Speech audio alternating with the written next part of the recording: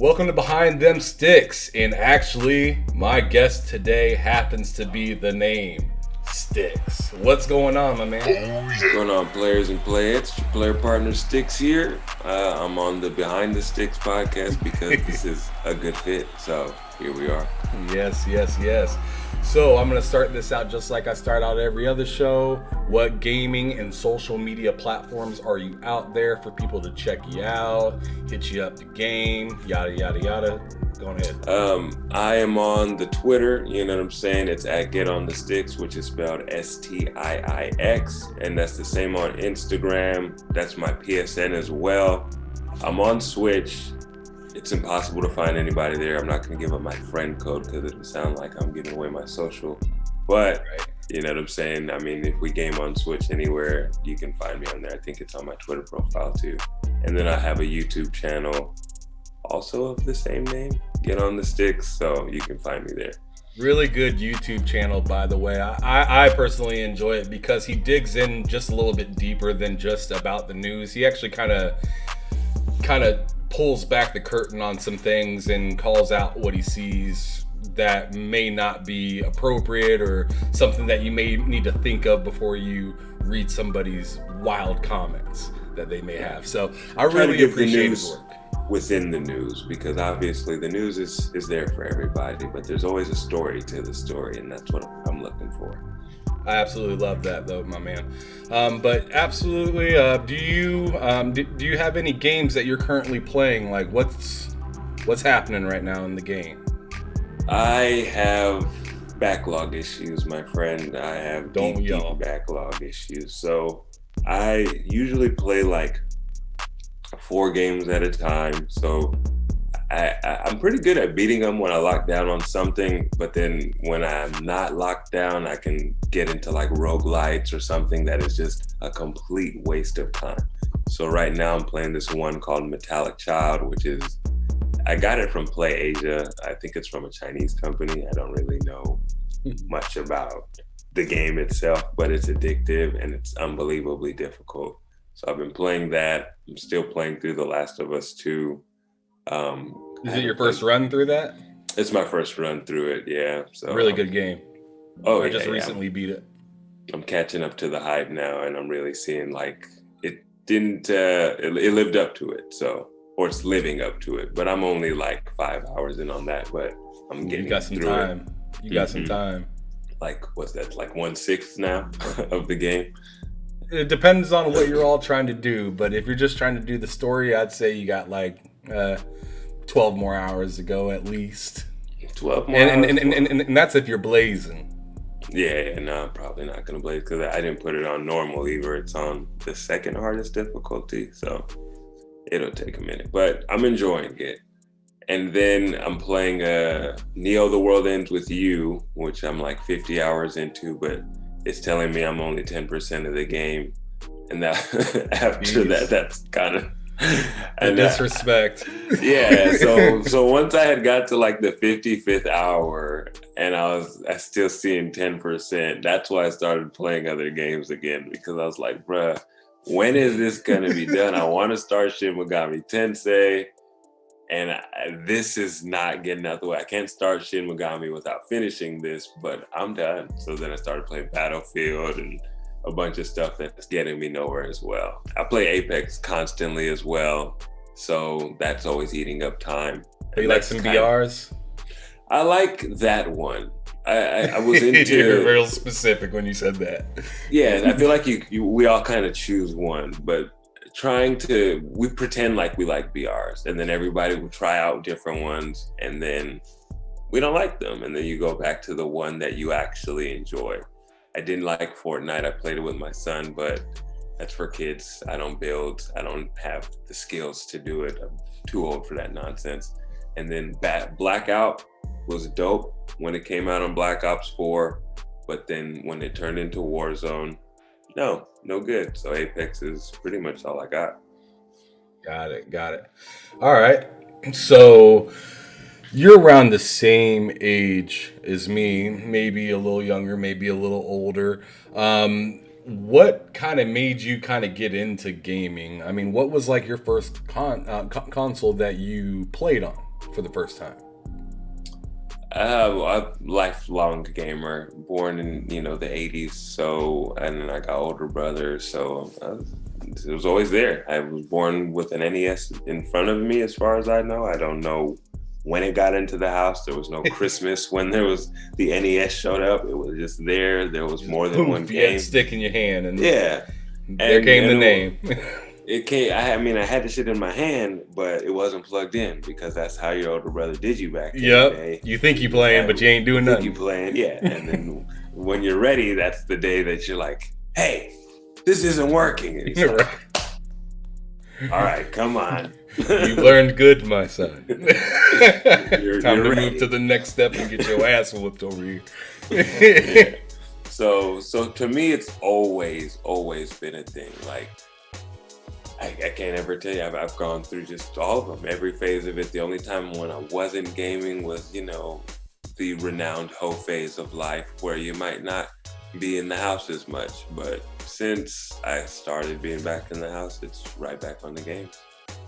What is your retro console of all time? Like one that you can't get out of your head when somebody says, "Remember the old days of gaming?" What's the first thing you think of? Well, there's two, just depending on how retro we're going, both by the same company, which is Sega. So it's either the Dreamcast, because that was the first console that I had actually bought with my own money. I got within the launch window, and I loved it. I mean, it had a great catalog. Everything on there was fun. Everything is colorful. Oh, it came out packed. Music. Yeah, stacked, classic games. So I love it. I mean, I love the way Sega does things, because they're, in my opinion, they have the same mantra and mentality as Nintendo as far as their approach to game making, which is pure fun. It's gonna have good music. But until they went out of business, they were better than Nintendo. In my opinion, too. Yep. Yeah, in my opinion, they were better than Nintendo consistently through the 90s all the way up into the early 2000s. It's just they weren't getting that love or that support, but they were better. So when it comes to all of that stuff, it's fantastic. And then the other one would be Sega Saturn, because nobody fucks with it. Much harder to find than Dreamcast. And the secret gems on that system are some of my favorite games of all time. Actually, my favorite game of all time is Guardian Heroes from Sega Saturn. And so, yeah, that's the one. Great controller, 6 buttons, fighting game machine. So you started with the Nintendo and grew up flexing with the Sega. Oh yeah, I abandoned Nintendo immediately after, yes. I did the same thing. I just couldn't help it. Sega at the time had what I thought to be more realistic games. Mm-hmm. Road Rash was dope.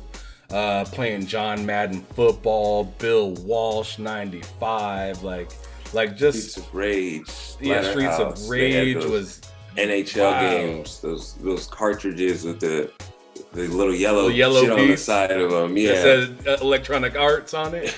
Whatever that meant, it had more data in it, in my opinion. I don't know. This is where the strength is, right here. Yeah, I know what you're talking about. That's how they get all those athletes in there. It's right there in the yellow chip. Yeah, I got you. So with all that happening throughout your life and playing all these different games, what actually stopped you and made you think, I need to create content? It was the launch of these everybody thinks about it as a gamer, obviously. You're like, hey, it's an avenue to get paid doing the thing I love, right? So, but when I decided I was gonna dip my toe was right around, when the new consoles launched, the Series X and the PS5, just because it was it's new and it's exciting. So it was kind of an opportunity to get in. And then just the news around it, because when I started to see how the Series X was being announced, I noticed Cap, and I was like, does anybody else notice this? Or is anybody going to talk about it? When I got onto Twitter, nobody noticed anything. And I'm like, these discussions are really not being had in like an objective way. And if the fucking games media doesn't cover it, then who the hell is gonna actually talk about like the consumer angle around some of these things? Because even like one of my first videos was like, I didn't even know, it said Microsoft Xbox is another reveal because of all the games that they showed during that first initial launch. And I was like, I don't think most of these are gonna come out. They seem like they're PC games or something like that. Most of those games, by the way, didn't come out, you know? So things like that. And then even one of my first videos, I said, Microsoft seems to be more interested in Game Pass than they are in this console that they're releasing. This is pre-release. And then you look at the present and it's like, yeah, they're not focused on the console. It's more about Game Pass. But, you know, so these kinds of connections that weren't being made back in the day, that's what really got me into trying to make content. Gotcha. So yeah, just reading between the lines. Reading between the lines. Got it. That's cool. So with all that coming to fruition and you actually making your own content and everything, is there a time where you go back and you have like your most memorable moment in it that kind of maybe helped launch what you got going on? For me, that would be a video I did that was called Black Gaming Matters, which was like the first one that got over 100 views. I was like, oh my God, look at this. Mm-hmm. But, and that one was about all of the statements that were being made by the gaming companies when the George Floyd situation happened. And they were saying, oh, we're committed to this, and there's been Black Lives Matter fucking mantras and Apex Legends. I hated that, man. I don't like pandering. I'm not a pander person. Right. And so at the time, I was like, that's all well and good, but if you don't have any intention of hiring Black people or doing anything like that in your boardroom, it's not, these statements are hollow. And then I pointed out the connection of like Black characters in games, and how most of them are a misrepresentation of Black people, and you guys have already profited on those misrepresentations. So if you're not going to invest in undoing the misrepresentation, then the words doesn't matter. You've made far more money on Black exploitation to date than your little message is giving back. So if you're not going to make any fundamental change, not really worth it. And so, you know, that was the one that really made me think, okay, let's do something different with this. Let's not just talk about the news. Let's talk about things through the lens of gaming so that we can all relate to it, but then just talk about real shit. Yeah, absolutely. My thing with that is I just, like I said, I don't like pandering. I'm not a big fan of that. And like, whenever something bad happens and then somebody tries to throw a Band-Aid on it and be like, hey, you know, like, we got your back, like, pat me on the back or some sort of stuff like that. I'm just like, man, this would be different if you said this last week. But you said this after the fact that something happened, which means that you're just trying to get your hand in my wallet somehow. Mm-hmm. And I don't like that. Like, that's not how I want to like teach my daughter to be raised or anything like that. I want to be like, hey, if somebody's crying to you or trying to like rub your shoulders or like say, hey, everything's gonna be okay, you should definitely question why the hell are they doing that right now. Mm-hmm. Like why are they all of a sudden super cool with you all of the, you know what I mean? Like, were you guys born yesterday? Was the, you know, like, there's 401 day, I mean 400 years in one day, and that's when you motherfuckers look and say, oh my God, Black people are having trouble around here, we need to do something. So the entire time before that you just had no clue, and then it just reached you and you're like, come on, bro, how stupid do you think we are? I mean, and a lot of us are that stupid, but that's unfortunately why you got to kind of put it in content, because people aren't, or not to call them stupid, people are naive or they're trusting enough to see something like that and actually be warm to a gesture like that, instead of thinking, They want me to spend my money with them, and that's why they're doing this. Because otherwise, if you look at where their money's coming from, it's coming from the exact opposite of whatever this is, which was the status quo. You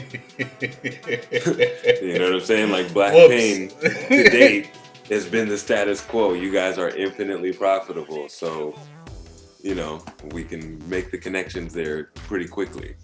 Yeah. All right. Well, let's move to something a little bit more positive and actually a little bit more fun. Oh, wait, sorry to stop you there, because that's also kind of why I came to the gaming space, right? To move to something more fun, because if you can't tell, I'm like politics junkie. I used to just be on all politics. I still follow it, but I don't talk about it anymore because it's painful. So ultimately, I was like, I need to stop looking at political Twitter. I'm coming to gaming Twitter, and then I found this shit to be very political as well. But It's still at least about gaming. But yeah, that's all I'll say. Yeah, it's a little bit easier to smile at too. Mm-hmm. At the end of the day, because I mean, you could look at somebody's post and be like, this is bullshit. But when you look at some political stuff, you're like, this motherfucker's really ignorant. And this is making me angry right now. and the middle ground is usually more, right? Like the middle ground between me and an Xbox fan is a game we love, which is something great. The middle ground between me and a Republican, I mean, there's a lot of human middle ground, obviously, but it's pain. It's how we're both being destroyed by the establishment. That's where we would find our middle ground. And that's a hard conversation to be had. It is. It's way harder than it needs to be because it's mostly common sense. And people don't want to understand your common sense, even though they might already agree with you. They still don't want to. They just don't want to. They don't want to agree with you. That's exactly. Yeah. Like they want to agree with somebody they like. And all the people that they like ain't telling the truth. Not all the time, but anyways, I have this little game that I like to play each episode. Without overthinking, I'm going to say the name of a console, and I want you to say the name of a game that's on that console. The first game that you kind of think of. I don't care if it's multi-plat or exclusive or yada yada yada. I don't care. Okay? All right. So, the first one I'm going to start with, since I know that you've been playing games for a while, is going to be the Sega Genesis. Well, Splatterhouse was the first thing that came to my head, so I guess that's the game that defines Genesis for me. All right. Nintendo 64. Super Mario 64. Oof, that's an easy one to grab. Yeah, it's got in the name. Unfortunately, it just leads you there. Okay. Nintendo Wii. Nintendo Wii. See again, Wii Sports. You just gonna take the name out of each one a little bit. I got you. That's the mind. Yep, that's how it goes. Original PlayStation. Final Fantasy Tactics. All right. Xbox, the first one. Trash. Oh, sorry. Halo. Oh my God. Here we go. PlayStation 3. PS3. Marvel vs. Capcom 3. Marvel vs. Capcom 3. All right. Let's go back to Dreamcast. Spawn in the Demon's Hand. All right. And then I'm going to kind of throw a curveball, see if you know this. This should be obvious, but several other episodes people didn't know. So, Sega Nomad. Sega Nomad? Comic Zone? Just played Genesis games. Thank you! Oh my gosh! Oh, you're the first person to get it right. Oh my goodness. Each time I said Sega Nomad on every other episode, people would be like, what console is that? Never heard of that console. And I'd have to break it down and tell them it is a Sega Genesis, but it's handheld. Genius idea at the time. It was a Switch before the Switch. Before the Switch, with no dock. Imagine if it did have like a function that it would turn on to the TV. That would have. It did have a function that would turn on to the TV. Really? Yes, you could actually plug it in to the top of it, I believe, and you could use like one of those wires that had the screw in to the back of your TV. And yeah, like I said, it was a switch before the switch. It even had the AC adapter for you to plug it into the wall. Wow. So it was all there. I think you could even like get an adapter for it to plug in regular controllers too. Really? So like I said, it was a switch. So the problem was that they were trying to sell you, because I used to know that on the Saturn too, that like Guardian Heroes had 6 players, but you had to buy an adapter. Sega just loved to sell fucking adapters. That's probably what killed them on that Nomad. So what I think killed them on that Nomad is that they came out with the Sega Saturn and dropped it. Mm-hmm. Oh, was that within the same window of time? Definitely. Dude, they came out with way too many consoles in a small window, and I think that's what killed them. That's what killed the entire company, I think, when it came to like being a console seller. They were putting out consoles like they were action figures. Yeah, think how many consoles they put out just in the 90s. In the just 90s, in 10 years. Sega Master System, I think late 80s, early 90s, Genesis, Sega CD, 32X, Game Gear, Nomad, Sega Saturn, Dreamcast. All before the 90s were over. None of those consoles could even breathe. Yeah, none of them. I mean, Saturn came out in literally 96, I think. And then, or was it 94? I could only imagine a developer just flipping the table over, just being like, what do you want me to do? What console am I working on today? With them were Capcom, and that was because they were like hand in hand with how they made their arcade boards. That was literally why. Oh it was just them and Capcom alone together. I couldn't imagine being a developer trying to like Road Rash on. I'm making its 7th fucking version right now, and I don't know if I'm making a fucking disc or a fucking cartridge. I didn't even know why. Now these motherfuckers are selling. Yeah. Go fucking figure, right? So let's get back to the game. Last one was Nomad, and you nailed that one. First one to nail that one, surprisingly. Let's jump to the Nintendo Switch. I don't know, Bayonetta 3 now. That's all I'm thinking about. It's my life. Jeez. All right. PS4. PS4 goes to Tsushima. All right. Let's see if I can pull out this wild one. If you're going to have any idea, any game for the Panasonic 3DO. There's Warhawk. What's the name of that game with the plane flying around? It was on PlayStation as well. Wasn't it Warhawk? I can't remember. I think no. There is a PlayStation game that's old called Warhawk. I'm not sure if it was on the 3DO, but I'll have to check up on that as I edit this. And then let's go with 2 more. First one that I'm going to go with is going to be the NES. NES, Duck Hunt. And then your very favorite one, the Series X. The Series X, Sea of Thieves. Did you enjoy that? No.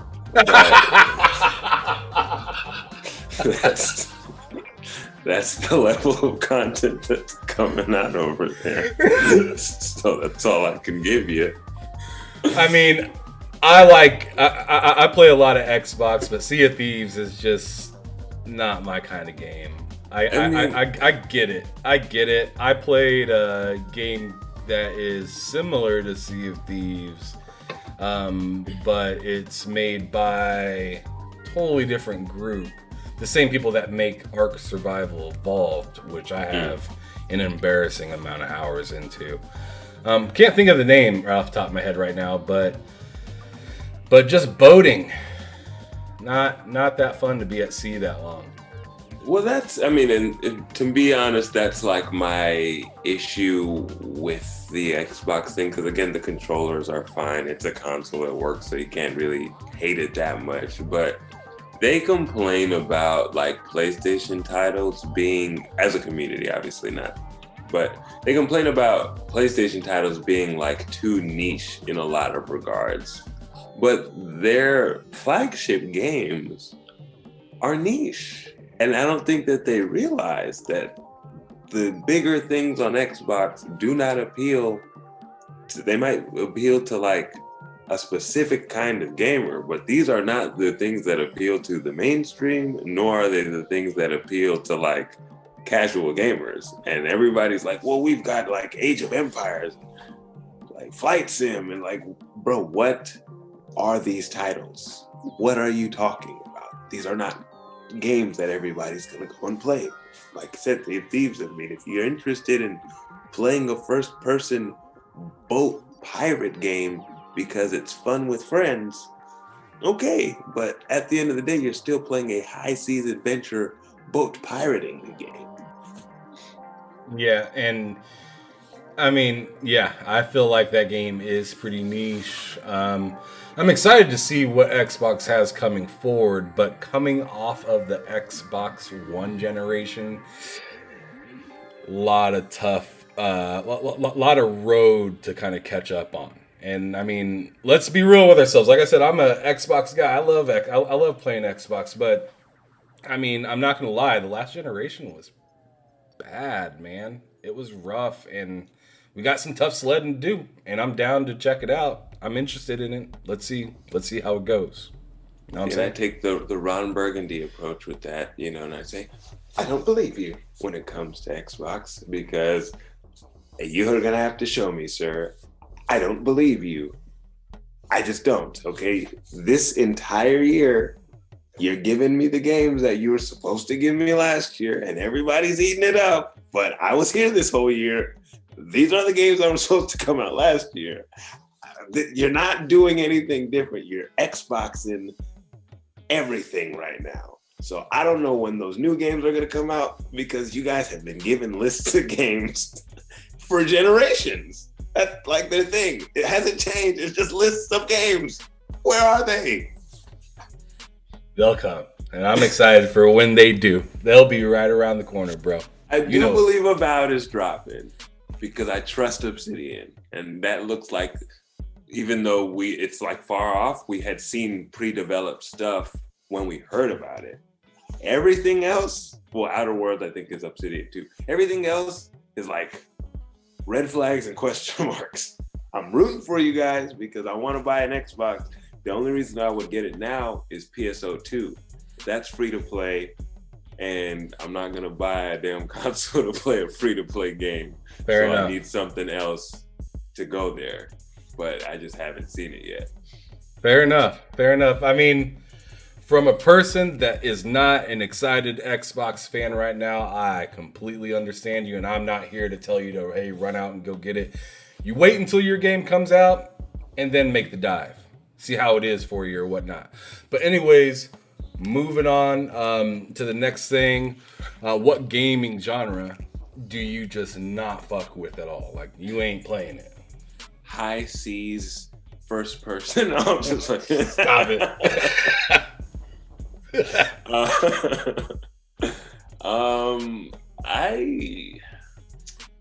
I don't know, to be honest with you. If it's a good game of any genre, I'll probably give it a try. I haven't to date fucked with a visual novel because I have avoided them like the plague. So I guess that's the one genre as of now you can't pay me to fuck with. But I saw The Great Ace Attorney Chronicles on sale, and I think that's pretty much a visual novel. There's a little bit of maybe gameplay walking maybe, but I don't think there's anything to that game. So that'll probably be the first one I try. But everything else, there's probably something I've enjoyed, like even like RTS strategy, because Fire Emblem is pretty much that. Final Fantasy Tactics is pretty much that. So no, everything else, I fuck with video games. Okay, that's good. That's really good. What would be your like best 3 games that came out this year? And then out of those 3 games, which game would you give the crown? Best 3 games. Let's see. That's a good question. Well, if we're going from the calendar year, right, then that's a little different. But if we're going like Game Awards year, like November to November type thing, then that's a little bit different. No, I don't like the Game Award year because it don't make no sense to me. So I'm going calendar year. Yeah. Because if we're going this Game Awards calendar, my game of the year is Sakuna of Rice and Ruin, and I will put that out there. But that came out last year. But as far as this year, Metroid Dread I enjoyed a lot. I enjoyed Kena Bridge of Spirits a lot. As far as other games from this year that I beat, because I think I beat a lot of older shit this year. I don't know, Outriders, no. Godfall.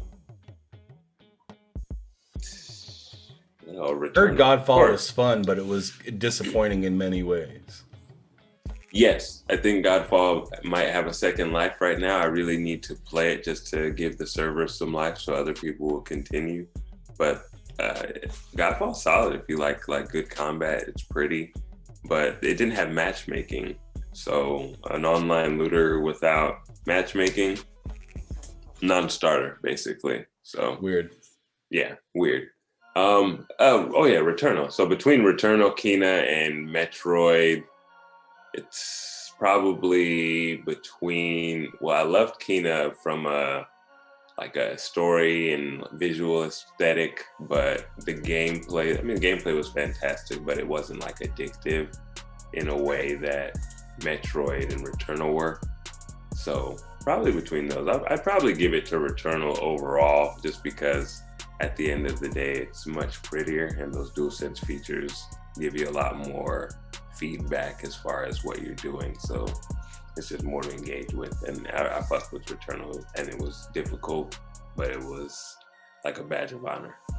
So that's a good way to put it. I like that, badge of honor. All right, so out of all of the games within the industry, what is your favorite studio, and which game represents that studio the best?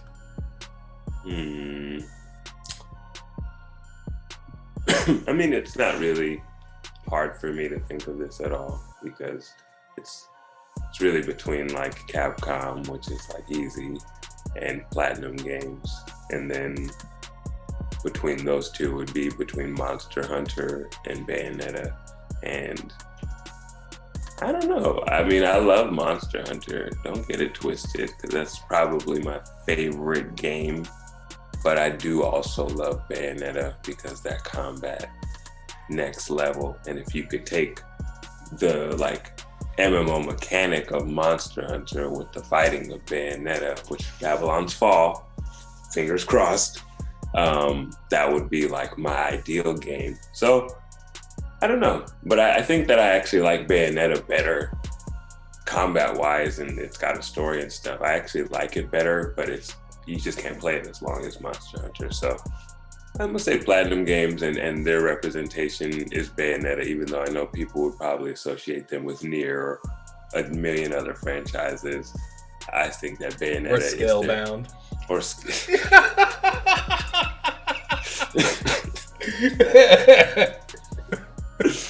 There's definitely one of communities that only associates them with Scalebound and wants nothing to do with them as a result.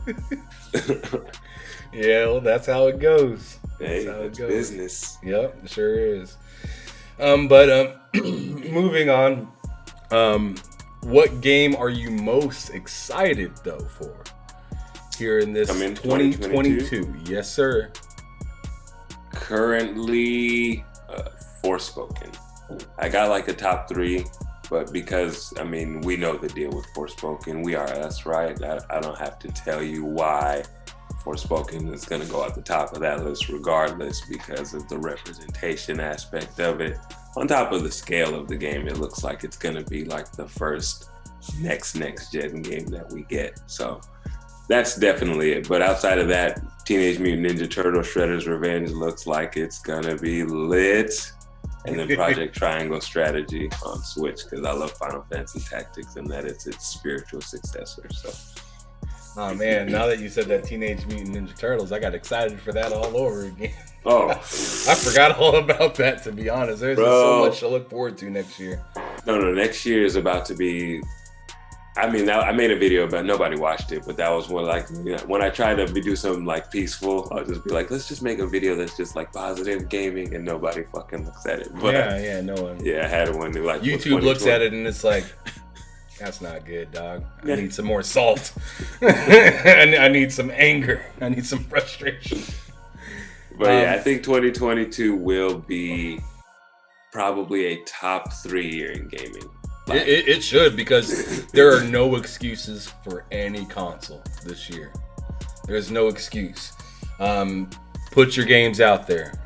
We've heard COVID for now a year and a half. Mm-hmm. Put your games out there. There's no excuse. You got people like Ubisoft not listening to no COVID excuse. They're putting out games left and right, and they might not always smack, but they're doing it. They're getting it done. So there's no excuse for any more for the devs and, you know, the like Square Enix and all these fools. Like, no excuse anymore. Put your games out. Let's see what you got. That's facts. Yeah, that COVID's not an excuse anymore. I'm not trying to hear that from nobody. To be honest with you, they're germs. Go outside, bro. We don't have time for it. Go touch some grass. Go touch some fucking grass. You know, get your immunity up, run, drink some orange juice. But all this sitting inside, being scared of germs, like it would be one thing if this was gonna wipe us out. Like this was the end of humanity, germ. Right. It's not. You can be scared of it. Yes, it can take you down. I feel you. But it's not taking us all down no matter what we do.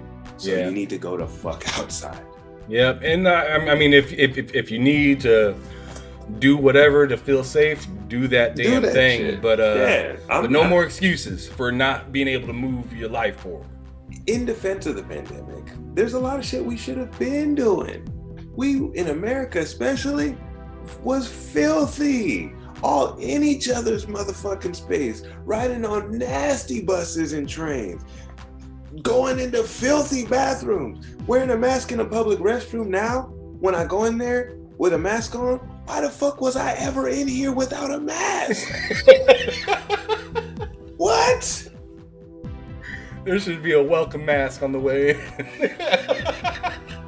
You been in a public men's room before? I'm so thankful I'm not breathing that shit in now. I'm like, I used to just be in here without a mask. But yeah, the rest of the shit though, being scared of germs, nah, come on guys, we gotta move forward. Yeah. Make the games. We demand it of you. Yeah. I mean, be healthy, but at the same time, cut the excuses for things like we ain't hearing it no more. You've had plenty of time. Well, and being healthy is being healthy. So it's not just getting a vaccine. It's literally living a healthy life and doing healthy things like exercising and diet and all that shit, getting sunlight to make sure that your immunity's strong. You know, don't just scapegoat fucking Pfizer with your health. Yeah. You're taking all these medications to feel human. But anyways, here's a really fun one that I like to do. If you were to go back into time, and since I know that you've been playing games for a while, and in fact, you messed around and finally got the Nomad right that everybody's been wrong about. Yes. I want to know what 2 games that you would revive from way back in the day, and I'm going to go as far back as saying before the 360 and PlayStation 3 came out. Before then, so what 2 games would you bring? 2 franchises before those. Yeah, I'm saying like PlayStation 2, Xbox, and backwards. So you can go back all the way back to Pong if you want. I'll give you one that sounds interesting for now, and that would be Comic Zone from Sega. Okay. Then I think if they were to remake that with like great combat, maybe like a Platinum Games or a Capcom Beautiful Joe kind of situation, cel-shaded, and then really take advantage of the fact that the graphics would make make you able to do that paneling thing a lot better and make that a lot more immersive, like jumping from panel to panel in different parts of the comic. I think a remake for Comic Zone would be amazing, especially like maybe if you got Suda 51 or somebody, you know, dude who made No More Heroes to be a part of it. I think it would be solid. All right, that's one. And then I wish they would make the Bouncer again, but make it good. Ooh, what was the Bouncer on? That sounds familiar. It was on PS2. It was by Square Enix. You might even see the original character model for Sora from fucking Kingdom Hearts is there. Sion Barzad. Oh, okay. Yeah, he looks exactly like Sora. But that game was like a... Sorry. That game was like a 3D brawler beat 'em up. But it was literally like 30 minutes of gameplay, 3 hours of cutscenes, and a 3 hour and 30-minute runtime of a game. And so, yeah.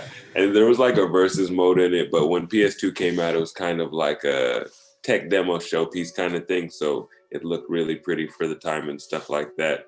But I liked the characters. Combat was actually pretty bad, but because I liked the characters a lot, you know, I just dealt with it. Gave it a pass. Nostalgically, yeah.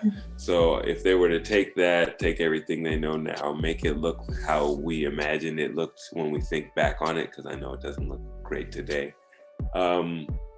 With what Square Enix knows how to do now, I think that the Bouncer could just be a dope remake, even if you took what the core was and just made it what it should be. Okay. So those are your two games. When it comes down to all this craziness, Chrono Trigger. Oh, damn it!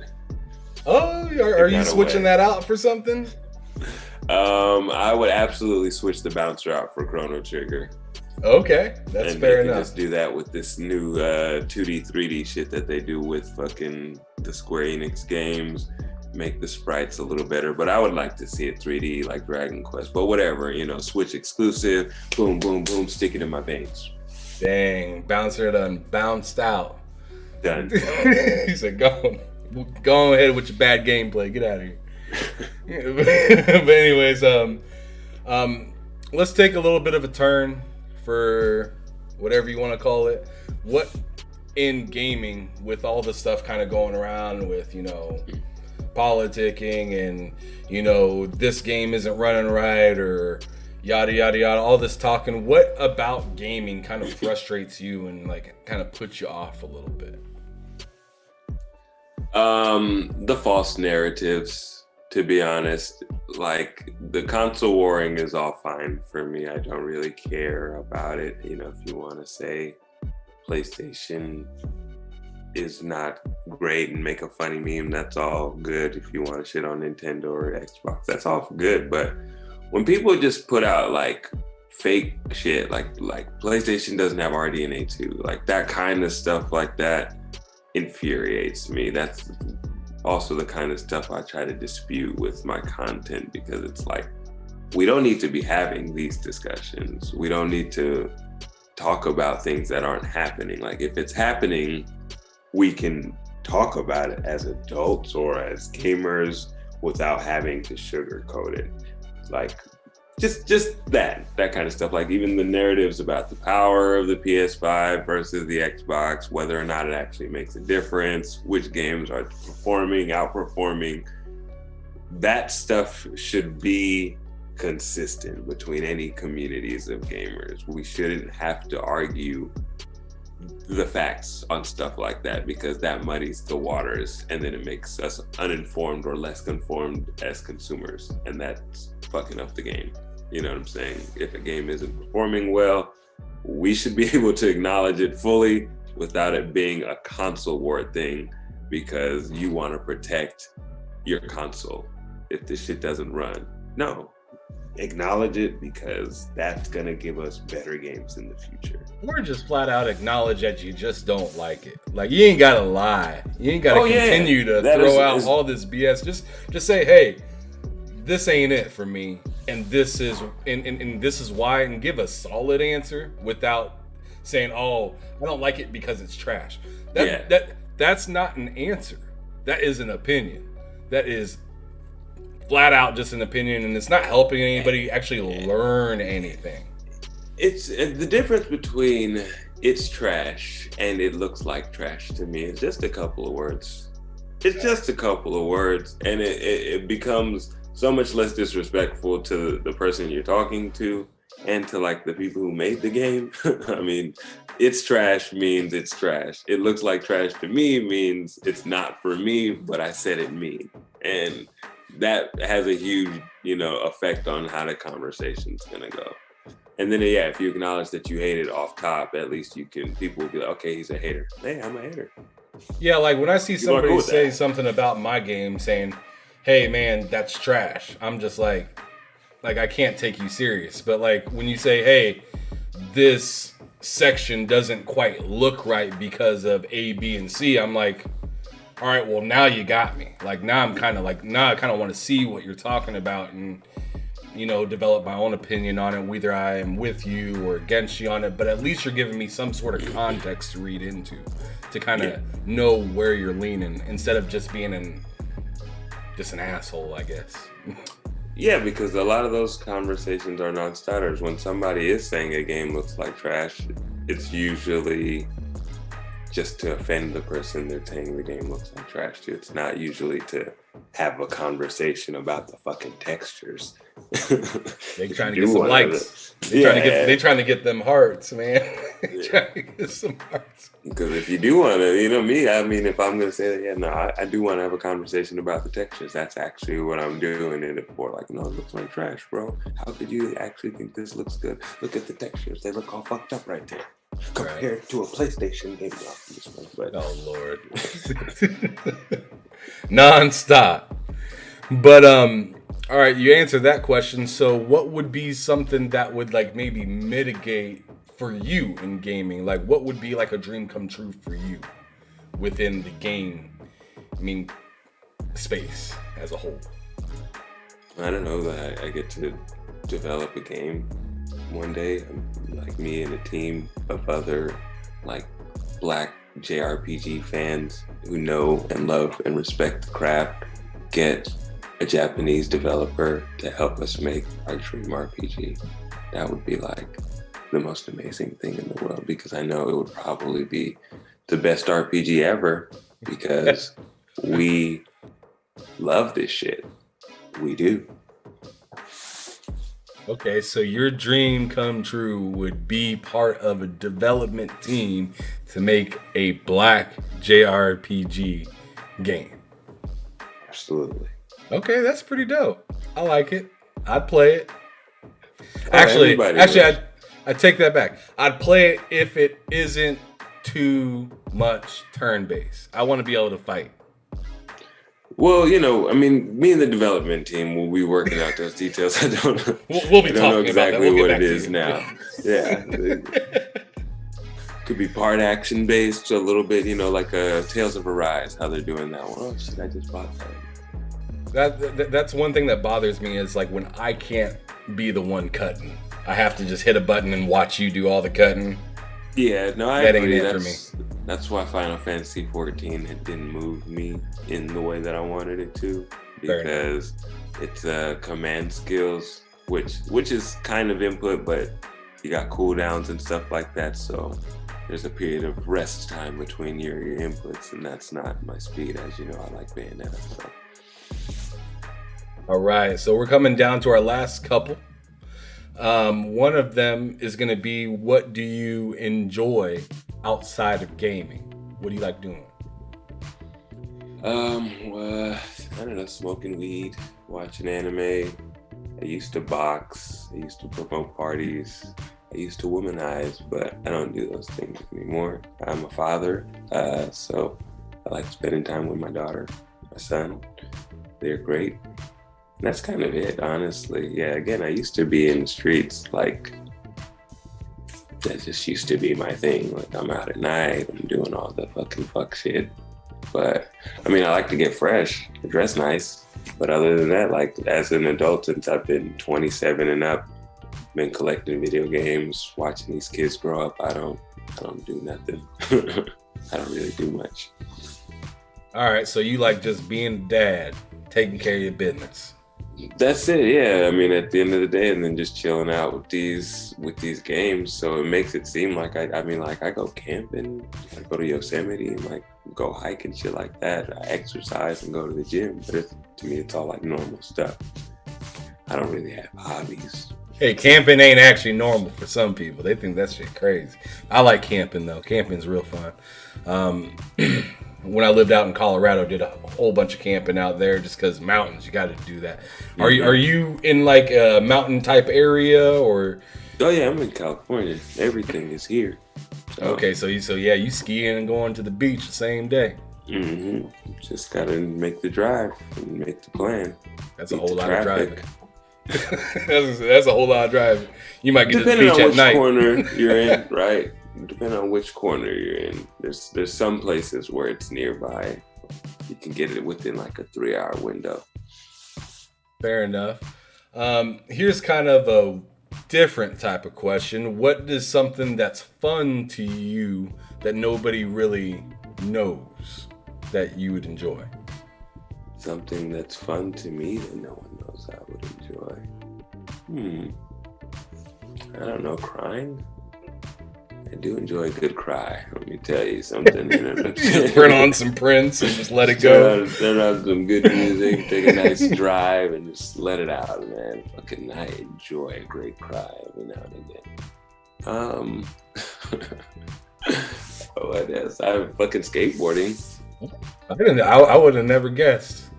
Yeah, I guess that's one, right? Yeah. I used to be a hardcore skater before the gangster rap. I could fucking rap my ass off too, but I guess that's something to talk about for another day as well. But yeah, no, I used to skateboard. I could still hit a heel flip, but I used to be pretty nasty when I was a kid. I just didn't realize that all the videos that I was watching were edited.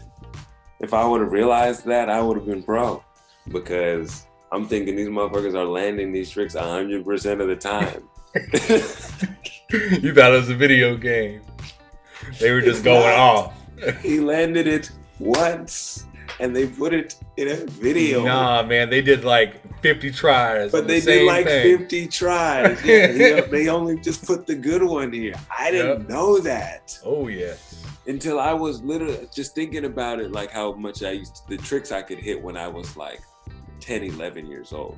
And so I'm like, yeah, like I could hit 180 flips. I was grinding all the shit. I was 10. So I could probably kept doing that and gone somewhere. As a 10-year-old, I was busting. And then I just was like, okay, but I was like 30 when I thought of this. I was like, dude, now that I'm editing my own videos and shit, this is what they were doing. These videos were all edited. Idiot. So, yep, because you go back and you go and watch these people doing it now, like they're on the half pipes and stuff like that. They're doing all these like test up and down run just to make sure that they got that confidence right before they actually bust it out. But like on like the reels. But yeah, on like the reels for like street skating, when they'd be going through these parks and grinding, and then then they're on a pole, then they're like ramping off of something, and they did that shit like 100 times. Yeah, and it's then choreographed. Yep, it's choreographed. It's literally not like he was just doing a run and he did all these cool tricks. No, it's choreographed. He literally is like, I'm gonna do this off of this, do the kick flip off of the left, grind this, edge grind. He even knew which grind he was going to do. But you don't think of that when you're just watching the video. You're just thinking, wow, Chad Muska is amazing. This guy is the greatest skater of all time. And you're like, man, how'd he get so dirty at the end of the video? It's because he fell about 1 million times. Got holes in his clothes and I didn't realize it. All right, the last thing I'm going to have you do for me real quick is I want you to describe gaming for me in 3 words. Gaming in 3 words.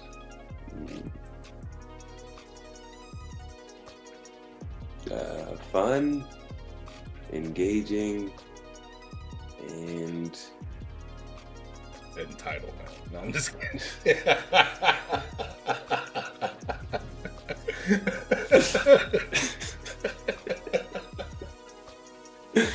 Just fuck it all up.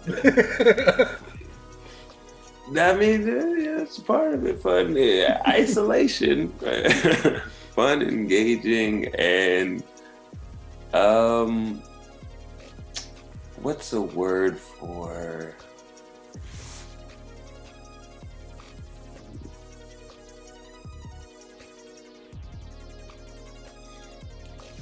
I don't know, man. I gotta think of a one-word word for making something your own. Selfish. I mean, it is fun, engaging. I don't want to say selfish, but it is kind of selfish. I think I'm going to put it there. Just not entitled necessarily, but it is selfish because it is something that you make your own, no matter what. Even if you're community gaming, you make your own experience, you make your own memories, you know what I'm saying? You spend, and you make time for it. And you'll make time for it. Hundreds of hours. I was like, we spend more time with some of these games than we will ever spend with a relative. Like, think about that shit.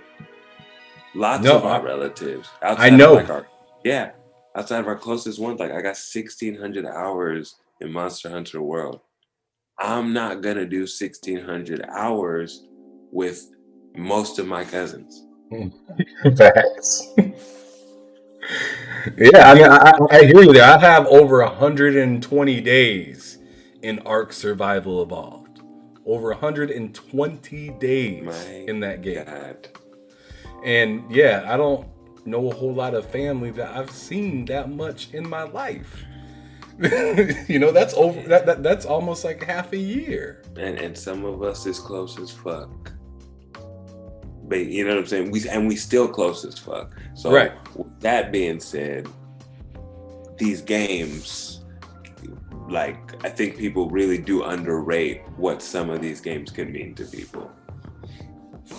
Yeah, me and Mario are like this, son. No, that's what. But when you do see people like get that like attached to a console and then that experience, you kind of have to understand it. Like some people developed hand-eye coordination with Nintendo, this brand. It's literally when they look away from things and they're able to use a mouse and keyboard, it's because of what they learned from doing this. So it's like ingrained in us in a way, if we're really true to it. I've been teaching my daughter how to play several different games, which is what one thing that's really nice about having Game Pass is she can kind of look over. She's only 4 years old, so she can kind of look over the category and she's like, "Oh, Paw Patrol." Yeah. She wants to turn that on. She plays it for a few hours, but but I'm watching her play, watching how she'll like be using her, hands just like that, and then like a certain part will come up where she needs to like crank the whole stick and she'll like switch to her palm and start wiping her palm around, and I'm like, she's learning that stuff without me teaching it to her. Mm-hmm. She's learning that hand-eye coordination and how fast she needs to spin it or how slow or whatever, and it's just kind of amazing to sit back because I mean, I wish I was a kid able to hop on a computer with a 3080 on it and start running through games and stuff like that. But it's just really cool. It's really fun, and it's definitely a bonding technique that I'm gonna use for the rest of my life with it. Oh, definitely, yeah. Keeping kids close with them controllers, man. Yeah, them sticks, right? That's right. All right. Well, I'd like to thank you, Sticks, for being on my show today. Making some time. I know it's a little late. I know it's a little late for you. It's a little late for me as well. But I really appreciate you putting some time out for your boy. But if anybody enjoys the show, definitely throw a subscribe and a like. His information will be in the description for you guys to check out. Like I said, he has really good and fun takes, and some of them are just hilarious. They had me cracking up, especially as you've seen me say something about entitlement. Watch that episode. I think that one's really good. But anyways, this is your boy Ham Solo with Sticks. We're out. See you later. Remember, till next time, if you want to get in the game, get on the sticks. Peace. Do it! Make your dreams come true. Just do it.